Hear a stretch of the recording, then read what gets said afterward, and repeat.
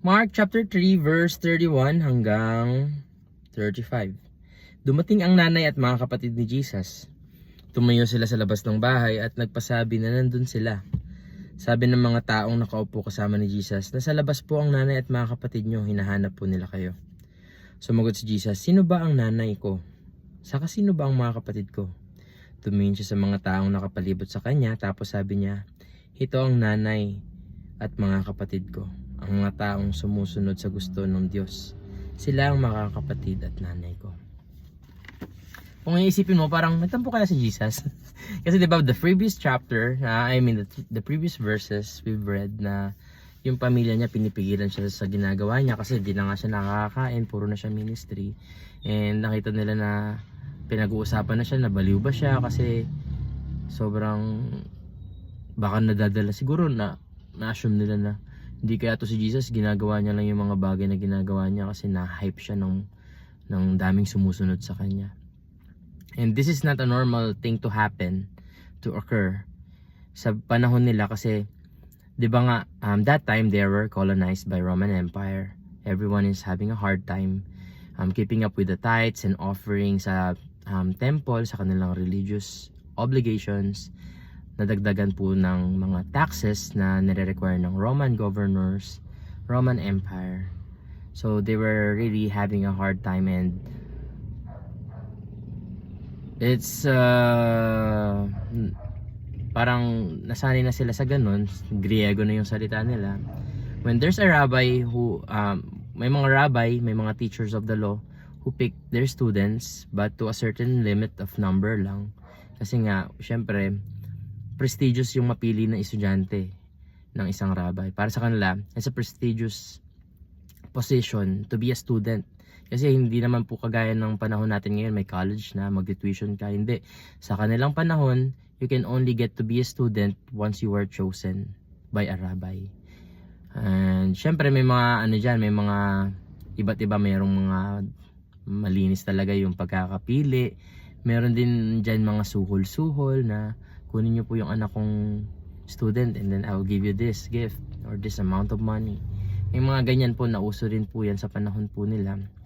And kasi nga, to be a student is really a prestigious position, and to be a student of a rabbi, that means your trajectory nung career mo is papunta sa pagiging rabbi din. To be at, like in modern term, to be a lawyer, to be a judge someday, and for them that's the highest position you could ever get. And kasi nga, akala ko ba kuya, pag Hudyo, ang pinaka highest position is yung high priest. That position is only limited to a certain tribe, which is the Levites.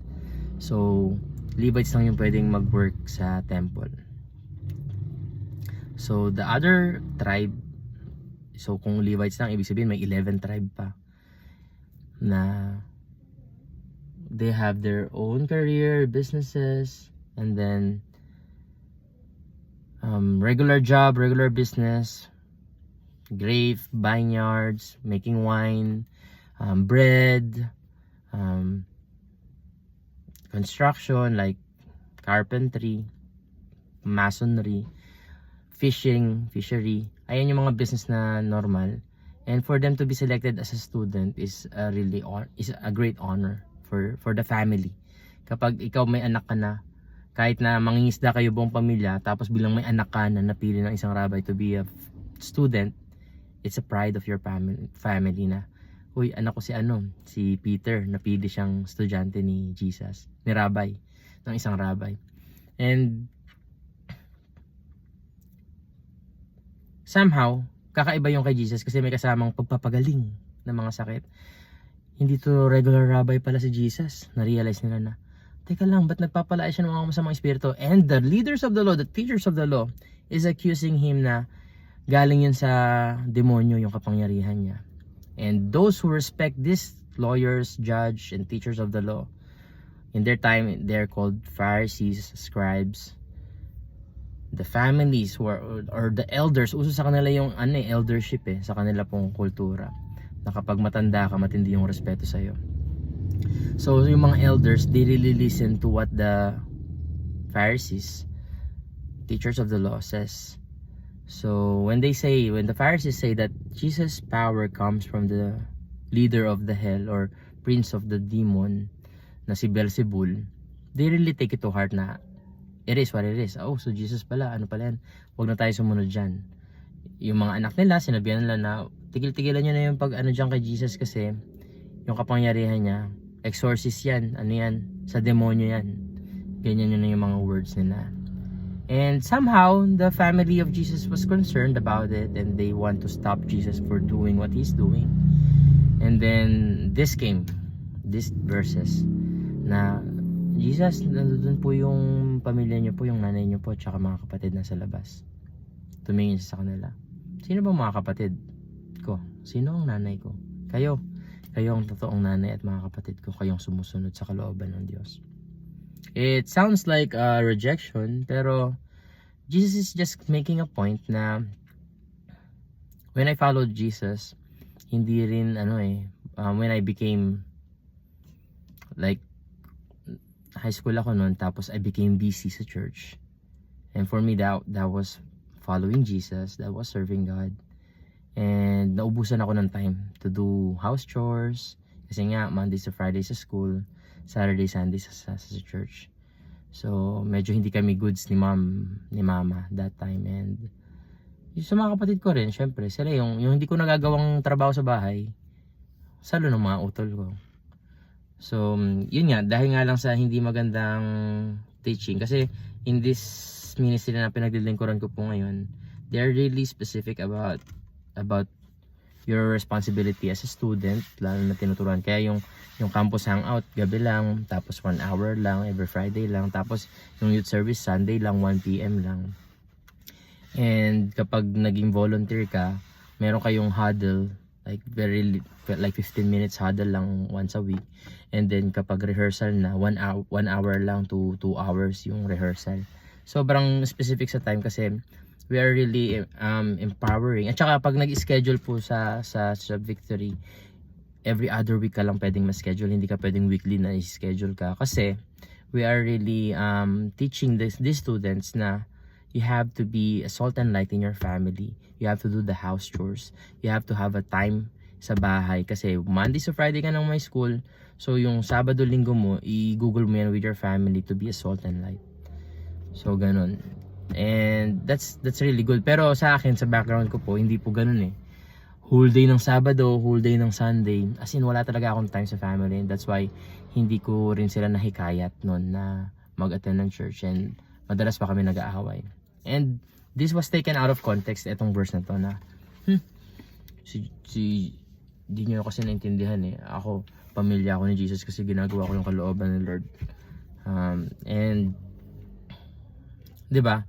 The scripture can be used to, prove a point. Natawa ako dun sa shinare ni Micah Enrique. Friend ko siya, tapos partner ko rin pagdating sa business cards, mga calling cards. Punta po kayo sa MAB Printing Services. Taga Silang siya. Ayan, so sabi niya sa post niya, meron pong dalawang bagay, yung exegesis at saka yung exegesis. A ka muna. So, yung exegesis, meron ka ng point, tas ginagamit mo lang yung Bible verses to prove your point. And that's really not wise or not properly dividing the word of truth. Ang exegesis, ito yung kukunin mo talaga yung konteksto ng scripture. Hahanapin mo kung ano yung original intended meaning ng author. And that's how you rightly divide the word of God when you teach. Especially mga teacher, tayo po mga teacher, may mga gift of teaching. Dapat po maging maingat tayo kasi sabi sa James, wag yung hangarin maging teacher. Kasi mas malaki yung judgment na aatang sa inyo bilang mga tagapagturo. So, you really have to do your research, keep on reading, keep on learning. Diba? Kasi trabaho ko nga po as a bookkeeper, I really have to update myself kasi may mga bagong tax regulations eh. So I really have to update from time to time with regards dun sa trabaho na meron ako. Ganun din lalo na pag spiritual matter. I really have to update kasi nagbabago ba yung katotohanan? Hindi. But we have to really learn. Like, if there are new discoveries, if there are new findings, you have to really take it into account. Kasi nga, hindi naman sa kukunin mo agad or paniniwala mo agad or ituturo mo agad. But you have to take them all into account so that you could be more profound or more specific when it comes to sharing. So, yun. So, ngayon, I just want to share na back then, nung estudyante ako, I was not a good testimony in my family. Na kahit yung mga kapatid ko, mas mabigat yung trabaho nila kasi di ko ginagawa yung trabaho ko sa bahay eh. And that is not a proper way na maglingkod sa Lord. If you really want to serve God, lalo na estudyante ka, you can do so. But you have to do it in a lens na yung family mo yun yung first ministry mo. If you're not a good testimony sa yung family, that's really sad thing to happen. And tapos nagkakaroon ka pa ng prayer na, Lord, bakit sila ganun, hindi naniniwala sa'yo. Eh yung example mo kasi hindi ka panipaniwala. If I would be like you, I don't want to be like you. Kapag ganun yung feeling sa'yo nung family mo na, ayoko maging kagaya mo bro. Kuya, ayoko maging kagaya mo. Anak, ayoko maging kagaya mo. That means you failed in being a good testimony to them. Like how would you become a good testimony? Serve God, serve your family, do your house chores, and love them. Like when they're saying something, you have to be there for them. You have to listen to your mom, your dad, whatever they are saying. Tapos sa mga kapatid mo, if they need you, minsan presence mo lang yung kailangan nila eh, hindi yung mga advice mo eh. Kaya dalawa yung tenga, dapat tayong mas makinig kaysa magsalita. Uy, apply mo yun daldal mo.